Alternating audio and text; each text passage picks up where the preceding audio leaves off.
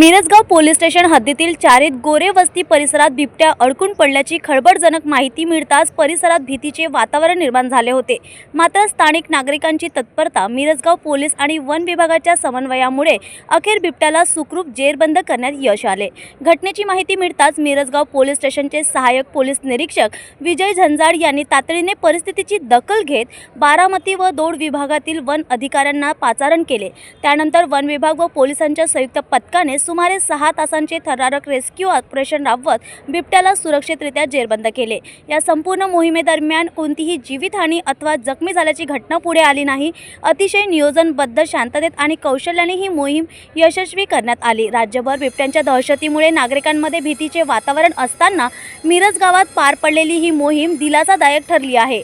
या यशस्वी कारवाईनंतर मिरजगाव पोलीस स्टेशनचे सहाय्यक पोलीस निरीक्षक विजय झंजाड, त्यांची संपूर्ण टीम तसेच बारामती व दौंड विभागातील वन अधिकाऱ्यांचे मिरजगाव ग्रामस्थांकडून मनापासून कौतुक व आभार व्यक्त करण्यात आले आहेत। ध्येय, दक्षता आणि समन्वयाचे उत्तम उदाहरण ठरलेली ही मोहीम परिसरात चर्चेचा विषय ठरली आहे। न्यूज एक्सप्रेस करिता धनंसिंग साळुंके, खर्डा।